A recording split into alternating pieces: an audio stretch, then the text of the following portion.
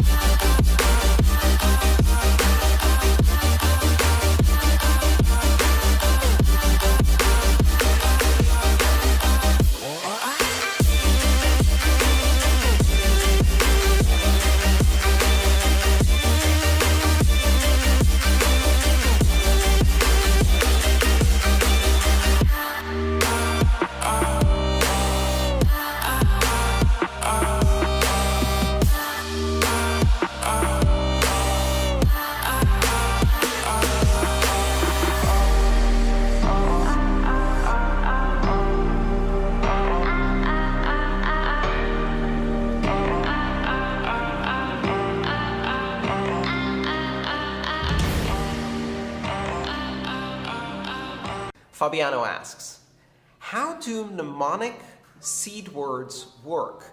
It looks like magic to me. I believe it was Arthur C. Clarke who said any sufficiently advanced technology is indistinguishable from magic to a civilization that's not as advanced. And I think one of the funny things about cryptography is that a lot of cryptography, a lot of mathematics involved in cryptography seems like magic, and it takes a while to get used to and understand how it works. So first of all, let's describe what mnemonic seed words are. So mnemonic seed words encode a specific amount of randomness. They're basically a number. And that number is represented by words, but those words are simply an encoding of that number, almost like a lookup table. So what does that mean exactly? If you use a standard mnemonic, which is a BIP39 mnemonic, then there is a dictionary of 2048 words. And this dictionary of 2048 words has been carefully selected so that the words do not appear similar. And you can always figure out which word you're looking at just from the first 4 letters of that word. So 4 letters gives you a unique word in this dictionary, but the letters don't matter. What matters is you have 2048 words. Think of each of them as a symbol. And then if you have, for example, a 12-word mnemonic, then that 12-word mnemonic encodes 2048 to the power of 12 possible numbers. Essentially, each word represents about 11 bits of information in binary, and those 11 bits can be used to construct a key, essentially a seed. The seed is 128 bits, for example, if you have 12 words, or 256 bits if you have 24 words.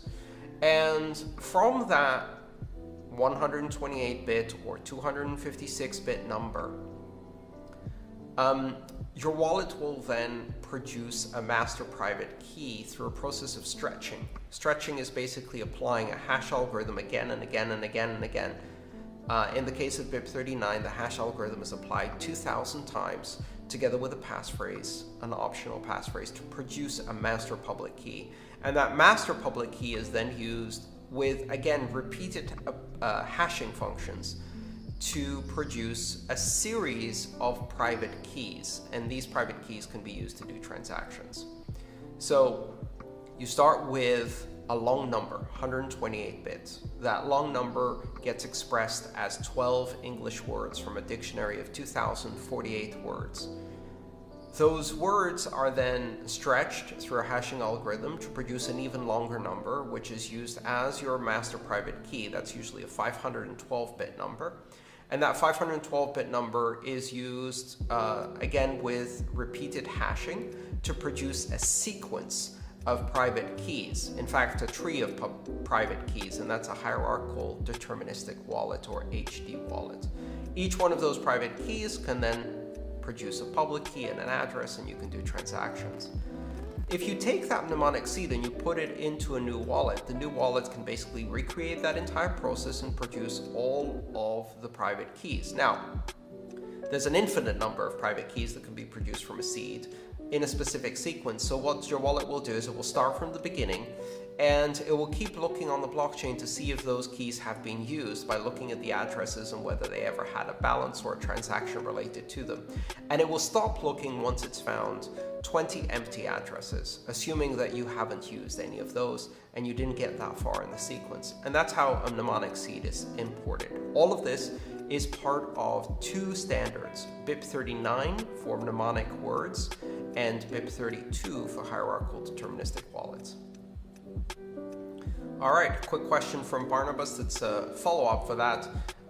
The words themselves are not selected by you. The words in a mnemonic phrase are produced from a random number, 128-bit or 256-bit random number. And when we say random, what does that mean? Does that mean true random? Does that mean cryptographically secure pseudo-random number generator? Does that mean pseudo-random number generator? It really depends. You can generate the seed entropy in any way you like. You could use some kind of process that uses quantum fluctuations in order to produce a true hardware random number. But for most purposes, a cryptographically secure pseudo-random number generator, such as that one provided by your computer hardware, and with sufficient seeding, which means wiggling your mouse around, typing on the keyboard, etc., will produce sufficient entropy, sufficient randomness for the use of seeds. Theoretically, at least, if you wanted to, you could take some casino dice, which are properly balanced, well-designed, and carefully audited dice. You could put them in a shoebox, you could shake them together and keep throwing dice, and using that produce a 128-bit random number, and then from that encode it as a mnemonic phrase of 12 English words. There's no requirement in the specification as to how you produce the randomness. Susanna asks finally, can the mnemonic seed be imported to another wallet? Yes, one of the great features of mnemonic seeds, as long as they follow a well-supported standard such as BIP39, can be moved from any BIP39 compatible to any other BIP39 compatible wallet. And you can import a seed and it should be able to find all of your transactions, addresses, and keys. Now, you can also run the same mnemonic seed on multiple wallets simultaneously, and that means you can spend from all of them. But of course, keep in mind that possession of the seed means possession of your funds. So be very, very careful when managing seeds. The more places you type it in, the more places you put it, the more places you restore it from backup, the more likely you expose it to a system that has been compromised.